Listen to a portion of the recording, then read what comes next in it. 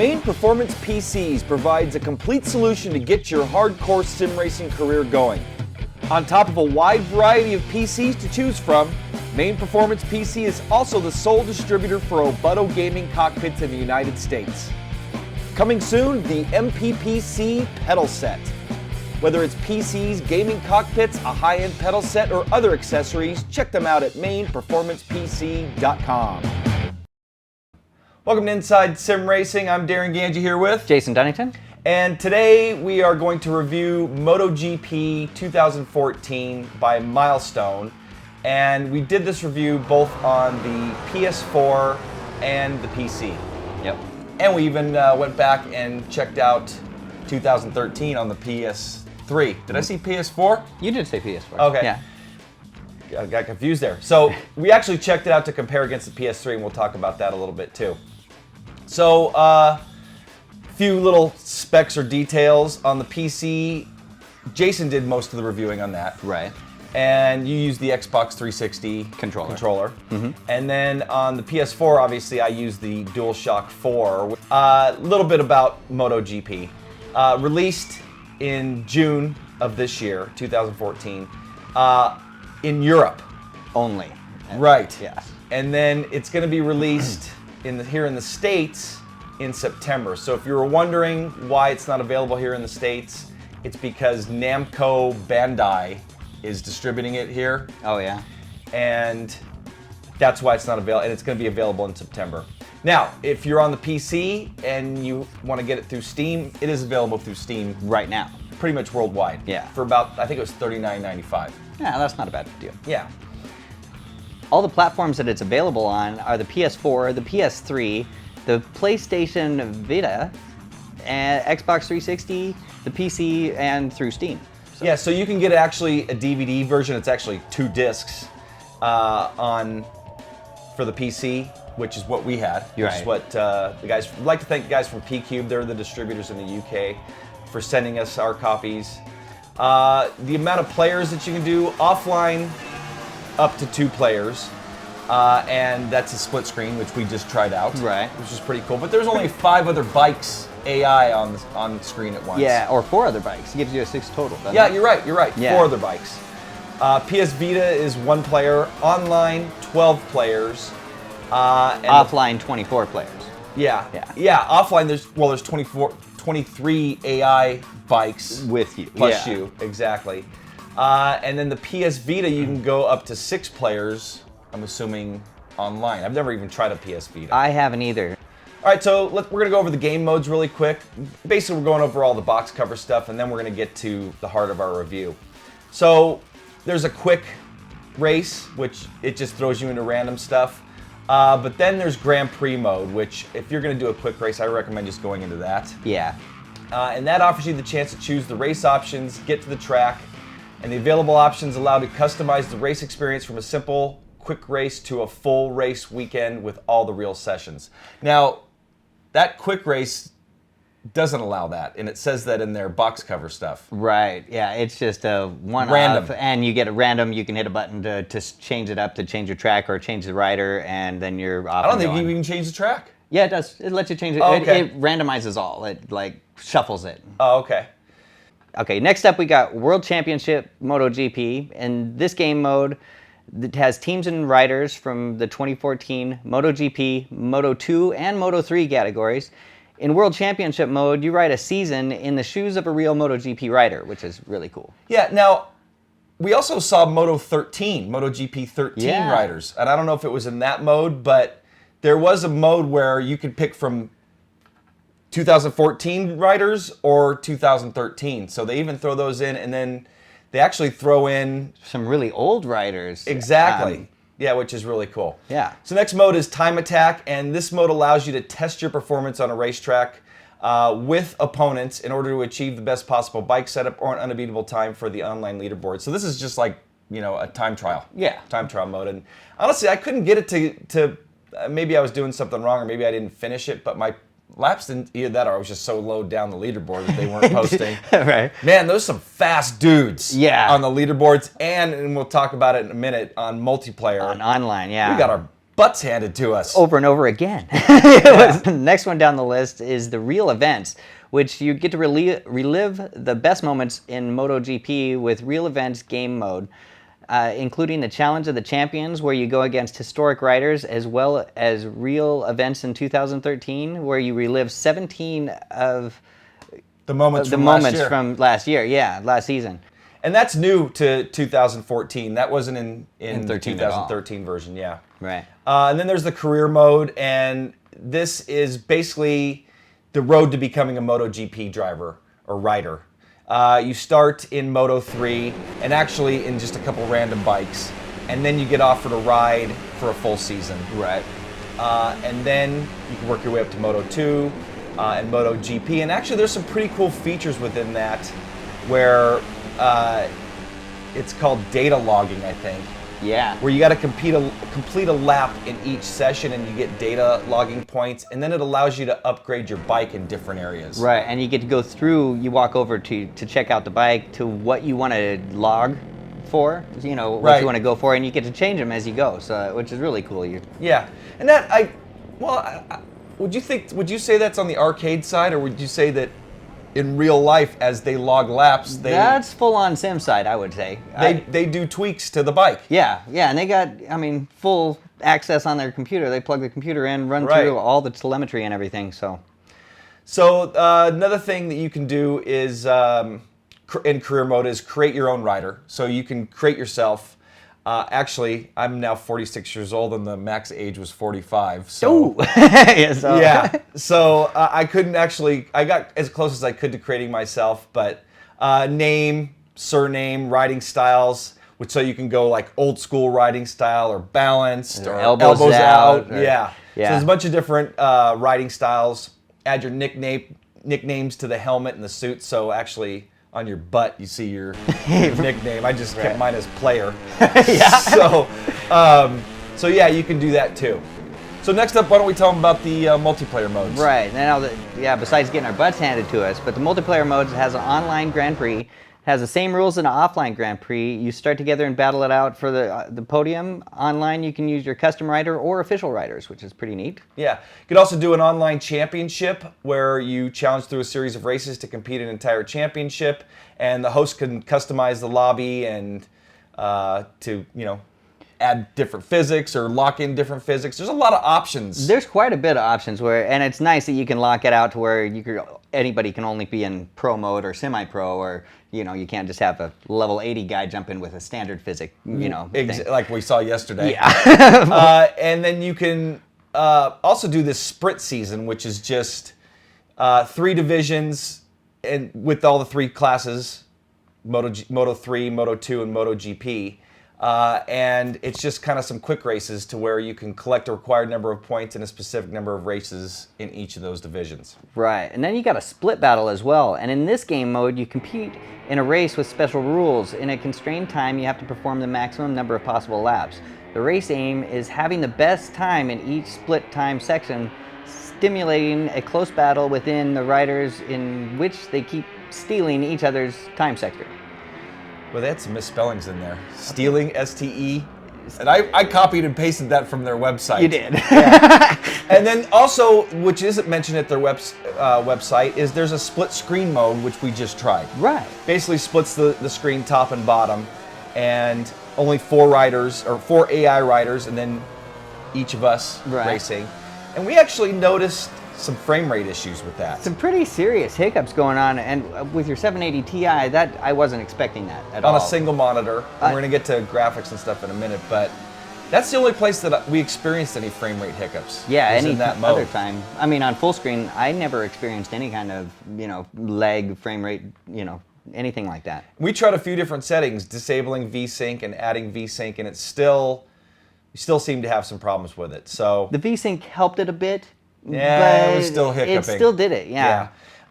And it seemed to be it seemed to vary from track to track. So we first ran Silverstone, and I didn't see that happening at all. No. But then again, we were running on this with the 22. Yeah, well. So maybe it didn't seem to be happening, and then we switched over to this same system. We just plugged an HDMI and ran it over to this monitor. Right. And And that was when we started really noticing some. Some frame rate hiccups. So, Right. so anyway, let's get into the review now. Yeah.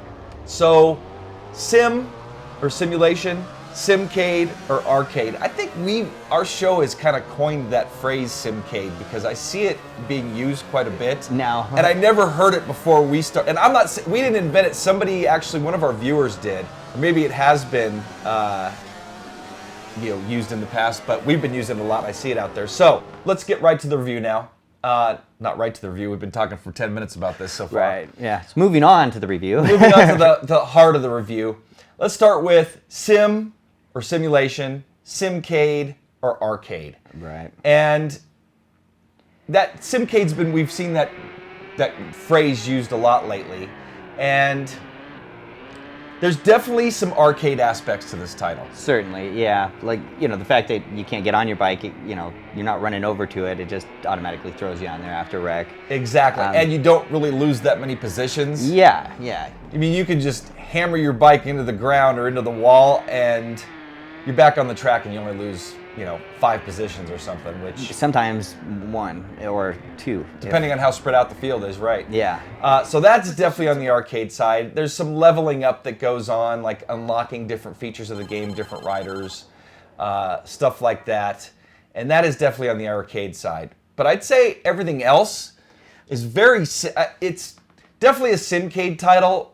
I'd say leaning more towards a sim. Yeah, with the emphasis on sim on the simcade, definitely. Yeah, because you run full distance races, full race weekend, Right. practice. In Moto GP, the top series, you run 2 qualifying sessions, warm up, and then the race. Right. So that aspect is definitely simulated. All the real world tracks that are, and we'll get to the tracks in a minute. So let's get to the graphics. First of all, I'd like to compare the PS3 version to the PS4 because when I did my first hour piece with the PS4, a lot of people were saying, "Oh, those are PS2 graphics," and Right, and I totally disagree. I do, and especially comparing to the 2013 version because we booted it up yesterday. We got some footage of it here, and 2013, first of all, only runs in 720p, Right. where the PS4 version on the of 2014, full 1080p. I believe it's only 30 frames a second. I don't think it's going to 60 frames, but graphically it looks a lot cleaner and pretty much identical to what we're seeing on the PC. Definitely, yeah, practically identical. I don't really see any different at all. I didn't either. It's got good lighting, good shading, and again, a big step up from the PS3 version. Now, is it the best graphics in the industry? No. Definitely not. Milestone has always been a little bit behind companies like Codemasters and Turn 10 with Forza. And then we go onto the PC side of things, comparing it to iRacing or Assetto Corsa, Project Cars. It's definitely not up to par with them. No, certainly not. But a big step up for Milestone from the last season. Exactly. So, again, it's not the greatest graphics, but I thought they were well done. They were quite well done. In the rain, though, if you kind of zoom into it, you get water droplets on the bike and stuff, but it more looks like somebody sprayed some glue on it and called that good. Yeah, and even the track doesn't, it waters up, but... And the mirroring effect is pretty decent. Yeah. On that. But again, I don't know. Yeah. It's good. I wouldn't, if I was going to rate the graphics alone, and by the way, we're not going to score this title. We're not going to score stuff anymore. We're just going to give you our take, pros and cons, final thoughts, and then you guys can then decide based on the footage that you see here and the things that we tell you whether or not you want to buy this title. Or even rent it, depending on, I'm assuming when it's available for the PS4 here in the States, I'll be able to go to Hastings here locally and rent a copy. Gamefly or something? Yeah, exactly. So then, we're basically going to try to give you enough information to make a decision on your own. FPS seemed pretty solid, except for what we had mentioned in the split screen mode. Normally pretty constant 60. I saw some issues, and I don't have any footage of it here. We're not going to be able to show it, but in the replay mode in the rain, maybe you can grab it on the PC for this piece. But major frame rate lag in replay mode. Not while I was racing. I never had any issues while I was racing on the PS4, but there was, and this was just in a rain race in Moto 3 that I saw this. So anyway, let's get to physics. We've got a lot to talk about with the physics. Just a quick comparison between the PS3 and the PS4 version. PS3, we noticed you could really lock up the rear brake. Yeah, that would kill the engine. Yeah, the engine would die and the wheel would lock up, and you could basically lay a frickin' rubber stripe right. for 100 yards easy with the rear tire locked up. And yeah. You can't. Actually, I noticed in Moto 3 I was able to do it a little bit. Oh yeah? Maybe it was the ABS that they have on the Moto GP bikes that it might be not allowing that much. That's definitely possible. Now, I want to mention something too. I did a little bit of reading about the technology in Moto GP because this title allows traction control. Yeah. And I thought, okay, is that just an assist? No.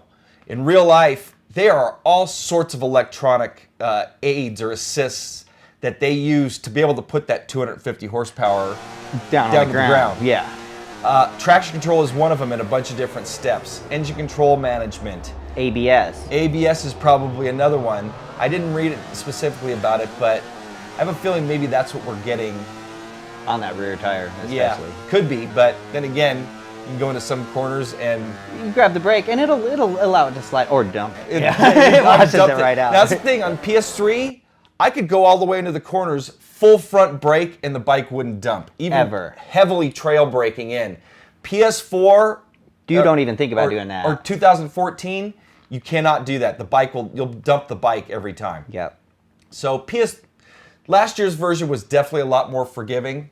Yeah. Where this year's version is, man, it's a handful to learn how to ride these bikes. Yeah, even on standard graphics or standard physics, it's a pretty good handful. I mean, it's a help. It definitely helps you out while you're trying to learn or relearn the track, because regardless of how good you think you know the track in a car, in a bike, it's a completely different animal, you know. Totally different. Your braking points change. Your turn-in, lean-in. Your turn-in is night and day difference Yeah. compared to driving a car. So, and I gotta say, at first, I didn't like this title because I can pick up, I've been doing this for so long, I can pick up any sim, whether it's on the console or on the PC, and pick up my braking points pretty quick. And it comes a lot more naturally, where this title, it takes you a good day. Easy. Yeah, I was running constantly for a good all day long when I had it out, and I was still struggling. I finally got up to medium AI, and yeah, it was work. Definitely. It's a lot of work, and then yesterday we ran a bunch, and then we go online thinking, okay, we got this down a little bit. Yeah, no. Man, I think we finished one race mid-pack. Ahead of yeah. Every other race, man, those guys online were fast, and obviously he had some major time in it, hitting level 80 guys. Yeah. And we were like level 6 when we were running. right. So the learning curve is very steep in this title. Jason mentioned the different physics. You can run pro, semi-pro, or standard, and it definitely varies as you go up the ladder. Pro locks out auto brakes, steering help. And the doing front and brake at the same time, yeah, exactly. Joint braking. Joint braking, that's what it's called. Right. It locks that out. You're not allowed to use those options in pro. Semi-pro, you can adjust them off or on. Yeah. Standard, you could obviously adjust them off or on. It's also got auto transmission, auto pop up and down. I didn't even do the popping up and down on my own. Oh no! I just let the title handle that. That shit. For me, there's just too There's many things too many going buttons on. to have to worry about trying to suck down into the bike too. Yeah, definitely. And transmission, you can do semi-automatic, fully automatic, or manual. I was just doing semi-automatic, and I honestly never even touched the gears. I did touch the gears every now and then. Just shifting down into it when it was trying to keep me in second, and I wanted first definitely. But I would totally recommend staying in semi-auto because trying to get that manual finger control. Plus, my rear brake is on my X button, so it's in the same button I'm shifting. And I'd like to say this about the physics too. We talk about this. If Thrustmaster or any of these wheel developers listening, man, we would love some kind of setup I think Thrustmaster used to make one like over 10 years ago, and it's not available anymore. But man, it would be not only turn, but like a tilt. That would awesome. Have a little roll tilt, and that would make it so much better all around. So back to the different bikes and traction control. I don't believe Moto 2 and Moto 3 allows traction control. And correct me if I'm wrong here. I tried to look it up yesterday, and it didn't seem like those assists were allowed in real life, but they allow them in the game. Right. You can turn on traction control full or whatever on those two other slower bikes as well. Yeah.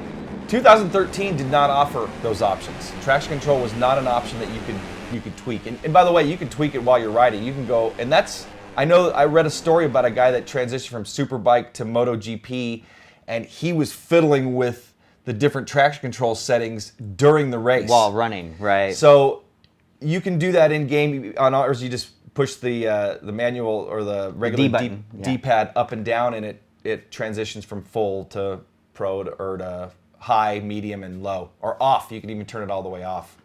Right.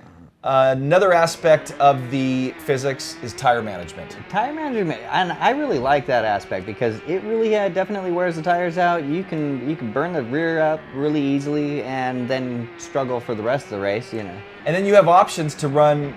Well, wet, it automatically goes to wet tires, but you can run either hard or soft tires, and you can run soft in the front and hard in the back, softs on both, hards on both, and that can really affect, and it seems to be tailored depending on, even if you're running a 25% distance race, your tires will wear like you were running 100% distance. So the tire wear will be accelerated based on the distance of your race. But I was running Moto 3, and if you pick softs on both those tires, good luck with that rear tire holding up throughout the whole race. For the last couple laps, it feels like you're just on a wet noodle back there. Exactly. Now, with the lean-in, it has a definitely big step up from 13. The lean was really slow, it felt, in 13, and in 14, definitely feels more realistic. You can toss a bike around pretty good. More like it's supposed to be, and working the rear around the corners can be a lot more controlled, and power slides look good, Yeah, and I think that also, and I never did much tweaking to the setup in 13, but there is an option if you can talk to your engineer. You have an engineer, you can either tweak the setup on your own, or you have an engineer that will ask you questions like, is the bike turning in too slow or leaning too slow? Right. And make adjustments to the setup that speeds that up. Actually, I don't know if you noticed in the brakes, you can do disc 1 or disc 2. Yeah. And that really, disc 2 really increases your stopping distance. A lot, yeah. Or decreases your stopping distance, I should say. So you can definitely, there's definitely some cool, they're pretty basic options. Like in the gears, it's just a slider and you've got like, I don't know, maybe 8 options or 10 options or so. That you can tweak it a little bit, fine tune it to the track, which is good. Or ask your engineer and he will tweak the setup for you. Now, here's the thing too. If you ask your engineer to do it and you're online, we tried this yesterday, remember? Yeah. He's like, that's going to take 3 minutes. I don't have enough time. So you might want to get that setup tweaked before you play with an online mode. Yeah, definitely. And it's going to vary from track to track. Your gear ratios are going to change. Like I was running Valencia in Moto 3, and the bike was topping out before the end of the straight, so I tweaked the final gear ratio and made the gear taller. So it's definitely there's definitely lots of things that you can do, and it definitely affects how the bike handles, how the bike reacts. Yeah, certainly. The physics of the wrecks, and we had plenty of practice wrecking. That's for sure. So watching the high sides, the washout wall collisions, Superman's where you fly off and just, Stoppy's gone wrong. Slamming into riders and taking them out in various ways. Those physics and visuals are pretty cool. Yeah. Unfortunately, there's no actual visual damage to the bike. No. Or the rider. Right. He doesn't get up limping. And you don't even get to see that. You get to see him slide and then bam, you're back on the bike and you're ready to go. The damage is decent, but on a street bike, have you ever seen a guy wreck on real life and get back up and jump on his bike and take off? I actually watched when they besides the slide out. When they used to show Moto GP, exactly. They used to show Moto GP here in the States. I think it was on Speed Channel. And I remember a guy, one of the top riders, this is, I don't know, man, probably 10 years ago almost.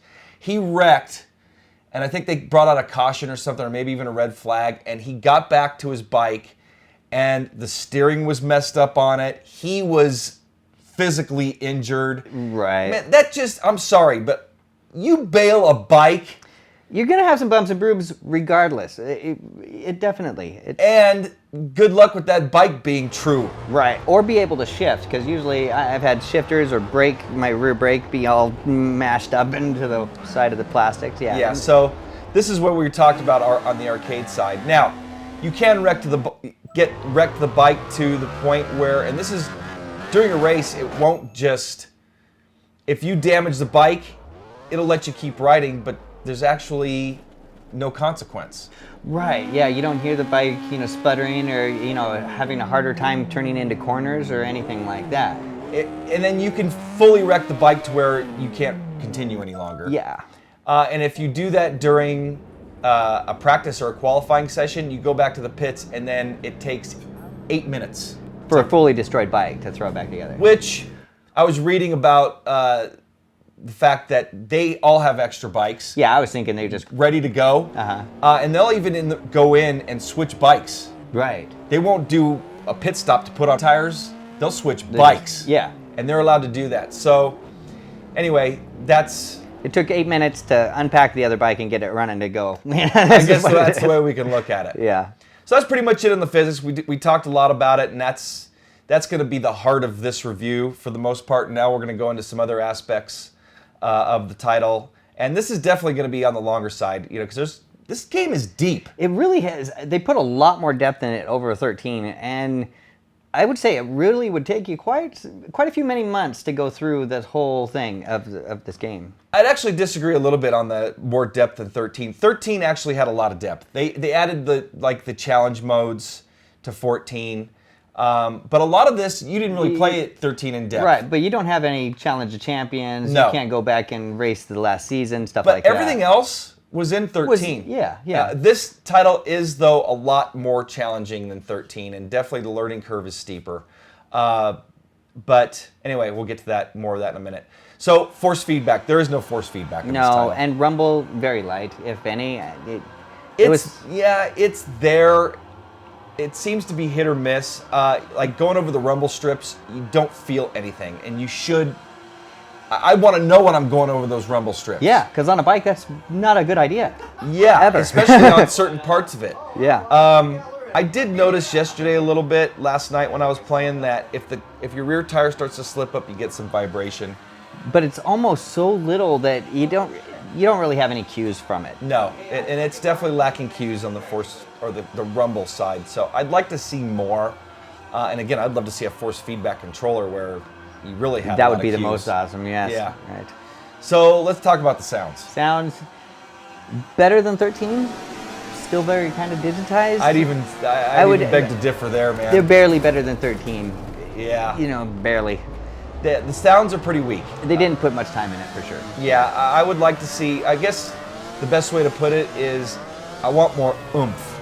I want it to, and bikes can vary as far as the oomph goes, an inline versus a V-twin. Oh, yeah. But it just didn't pack a punch. It didn't really have much of a punch. And then there was these weird, at first, they sounded like gunshot noises, which I thought were backfires, but they didn't make sense to me on the timing when they were going, Yep. Because I thought it was like, oh, well, I was shifting down at that time, or I was shifting up, but no, I was in a gear, cruising through, and then you're going to hear this weird gunshot noise. It is weird. So I don't know what they were trying to do there. Yeah, we'd definitely like to see some better sounds. Tracks. Every track in the Moto GP season is in this title. And modeled quite well. They are. We can compare some to some laser scan tracks we've seen, and they're well done. Yeah. They're not laser scanned, and they certainly weren't expecting that, but they have it down pretty good. Yep. Tracks start to build up a rubber line, which I think is really cool. Yeah, and you actually feel that as it's building, your braking points are going, you can push them a little closer. Yep. So which is neat. And it helps you can turn off the, I would recommend turning on the virtual line where it shows At brake least light, for the corners at first, to learn get it. that. Yeah. But then even after that, you learn it. That rubber buildup helps you find your braking points really well. So I really like that feature. And in the rain, if the rain stops, the track will dry. Starts drying, the lines dry, which is pretty neat. It is neat. I would like to say about the rain versus the dry, at least in Moto 3, I didn't run any Moto GP with it, but I didn't see much of a difference in the handling. Slight traction difference, and I've been on a bike in rain, and there's a lot more than a slight difference. Well, I'm sure they do go from wet to dry tires, so I'm sure those, because in the race tires they're pretty much slicks or are Right. slicks. Yeah. And then in the in the rain tires they're running like a grooved, almost like a street tire, like we would have. But I'm sure the composition is so much different that it's given them a lot more traction. I've ridden in the wet too on a real bike, and it is scary. Yeah. You think you can lean a little bit, and then the rear wants to just punch you right out. Yeah. So I think the wet on the tracks have a little too much traction. Yeah. Next up, AI, artificial intelligence. What'd you think? Incredibly challenging. They definitely held their own for a long time, especially while I was learning the tracks, or relearning the tracks and getting my lines down. I hit medium a lot, and I was doing good there and hanging with them. Hard, if I stayed on the bike, I was okay, Medium for me, if I knew the track, if I got to really learn the track and really got a good feel for the bike, nailed my apexes, medium's too easy. Medium became easy, yeah. Hard, if you don't have a bike, like I was running in the lower Moto 3 series, like when you're first starting out Right. In the career, and my bike wasn't fast enough to keep up, and just to maintain 8th place on hard was a challenge, and I had to stay on my game. It was only a 6-lap race. I'm only running 25% distance. I don't think my get a little carpal tunnel going. Fingers starting. Yeah. yeah. And I think you had mentioned you don't blink enough. Yeah, my eyes were. I kept having to try to remind myself to blink because I'd be going through a race and like 2 or 3 laps, I go to blink on a straight, and then I can't see because my eyes are just pouring water, and I have to pause and wipe my eyes off. Yeah, the concentration level on this a lot higher than. It reminds me of when I first started learning new tracks racing cars. Yep. That type of concentration level.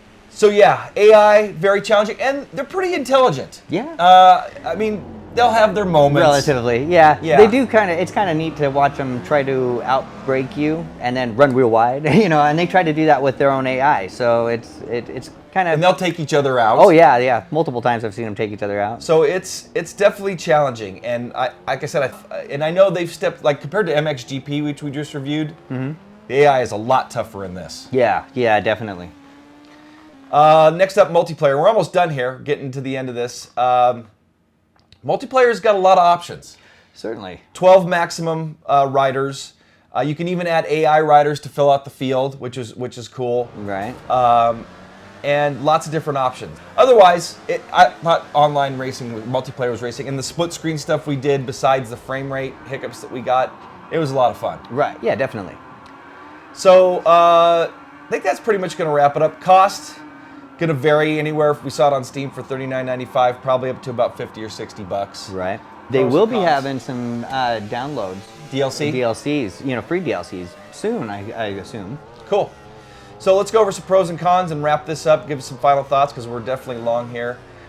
First pro, very challenging AI. Yeah. They're going to push you hard enough to make mistakes and make you really learn the tracks. Definitely. I mean, you need to be able to master those apexes, master the line, master getting on the throttle, getting on, finding the braking zones and all that stuff, and push you to the extreme. Yeah, absolutely.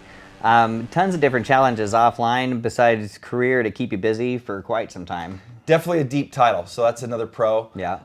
Lots of options in multiplayer, so that's another pro. And that, if you got through all the whole offline stuff, there's enough, as long as the title stays populated on Right. the multiplayer side, tons that you can do. Yeah. Great physics and excellent tire wear properties in general. Yeah, for sure. And again, you can tweak your setup, ask your engineer. So lots of cool stuff on the physics side. Our final pro, and there's lots of other pros. Again, we're a little long here, and you can go back and listen to some of the other things we talked about. But it's a lot on the sim side. If you were looking for the first true racing title on the PS4, this is it. This is definitely worthy. And I've heard people bought the PS4 just for this title, and they I said did, it was for now. worth it. Yeah. Yeah, well, I'd say it's worth it. I mean, and there's lots of other things I am going to start playing some more titles on the PS4, so I didn't buy it just for that. But this is the first true racing title, more on the sim side for sure. There was Need for Speed something that was not a sim. No, that's... But this is definitely the first true racing title on the PS4. Full-length races, Right. Tough physics engine, stuff like that. So let's get to the cons. Why don't you go first? Well, cons, in the PC version, it locks up occasionally. So hopefully, we'll see some updates to that to fix those little weird issues and the frame rate thing with that, because, we're only running single screen. I can see that maybe we having an issue with a triple screen setup, but single 780 Ti, no. Now you had another con with your controller settings. Oh yeah. Well, now with the regular Xbox 360 controller was fine, but I was trying to adjust the steering wheel. Oh, he tried to. That's right. He tried to run a T500. Yeah. And initially it said it was there, and it saw it, so I mapped all the things in there, jumped out, and then my mapping was wouldn't save the mapping. Some of you out there might be saying, "What the hell are you trying to run a wheel with this title for?" I wanted a smoother corner, trying to get it down with your thumb. And there's the whole safety car mode. You could have driven the safety car that's with your kind of wheel what and pedals. I was thinking I was going to do too. So that was definitely a con. Last two cons. If you have the 2013 version, especially on the PC, I don't know if this title's going to add enough to make you happy that you purchased it. Right. But if you have a PS4 and you're looking for your first racing title, I would say it's definitely worth getting. Or if you have the PS3 13 version, and stepping it up from that, it's definitely worth jumping up to that. I agree. And speaking of those differences, we were talking graphics earlier. Even though the PS4 graphics have significantly changed and been updated since the PS3 version, 720 versus 1080, the graphics are still a tad dated. Yeah. So Milestone needs to step it up a little bit on their graphics. They do. They definitely do. Yeah. So, final thoughts. I'll give some and then you can go ahead and give yours. All right. I enjoyed this title a lot. At first, I was a little frustrated, and I think it has to really do with the learning curve. But, with any hard sim, or even hard game in general, I talk about Tomb Raider, and not that was very hard, but there was still a learning curve to get used to everything. The learning curve is very steep in this title. Yeah. And again, if you have a PS4 and you've stepped up from a PS3 and you had the 2013 version and you were on the fence about getting the 2014, I'd say it's definitely a step up enough. Definitely worthy buy. If you don't have the 2013 version or even prior versions and you were considering getting this title, I'd recommend it. Do it, yeah. So Definitely. what about you? Besides, I'll just jump on with that extra on the very steep learning curve there. It definitely one of the toughest driving titles out there. And it's just a monster. Thinking that you had a track down, that you knew a track well on a car, you don't have it at all. Another thing, too, I wanted to mention, if you're a Moto GP fan, I'd say this is a must-have for you. Yeah, especially if you watched last season and you want to try to relive those moments too, because it shows you some really cool footage, actual footage, as you're going in, and then puts you in the bike and the ride, from that. So you get to kind of watch what happened, or remember what happened, and then, take it on from there. So that's going to wrap it up. We've definitely gone long with this. This title deserved it. Again, it's deep. I can guarantee we missed some stuff. We've got a script right here in front of us with our review. I know we missed some things, but click right here and it'll take you to a link at our site, or go into our description. I'll have a link to this review, to the full written review that we've got here, that we've been going from. We'd love for you to come visit us at our site, isrtv.com. Check out our forums. If you're new to sim racing, want to comment on this particular review or other reviews, we'd love to have you there. Yeah, join us on Facebook and Twitter, and you do the same thing. Check us out there, yeah, definitely. So for Jason Dunnington, I'm Darin Ganji. That's going to wrap up our review of MotoGP 14 for the PS4 and the PC. Again, it's available on the PS3, PS Vita, Xbox 360, PC, and I said PC, but Steam as well. So yeah. Lots of different variations. I'd like to thank P-Cube for hooking us up with some copies of this, and I think we're out of here. And we're gone. Have a great one.